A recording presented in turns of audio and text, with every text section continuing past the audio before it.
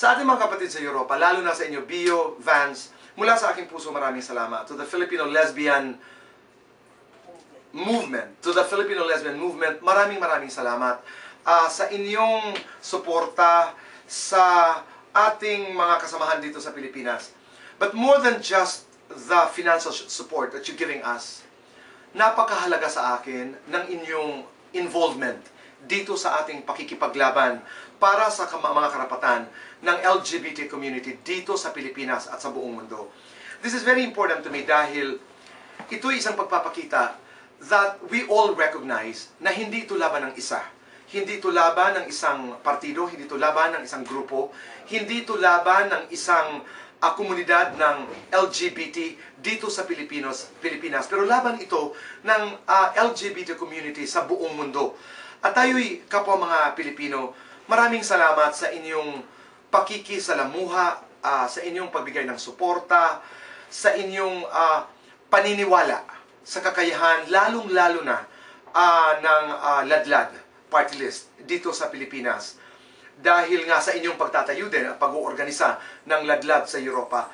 Salamat dahil minsan may mga panahon talaga na nararamdaman namin na malungkot ang labang ito. Tatanggapin ko yan mula sa aking puso.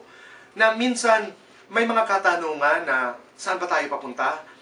Meron ba talagang kahihinatnan ang labang ito?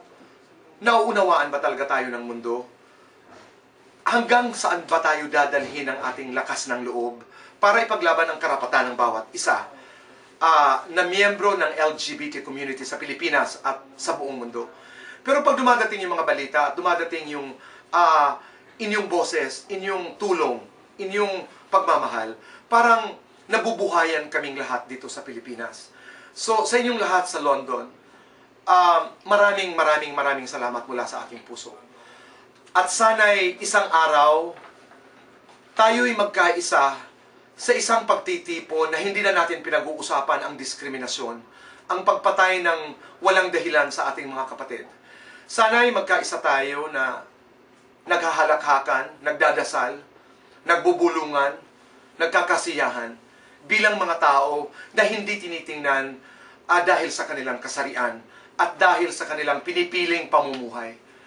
Mabuhay kayo at hanggang sa dulo ng ating mga buhay. Kami naman dito sa Maynila, sila Bems, sila Danton, sila Dexter, lahat kami dito hanggat makakaya namin.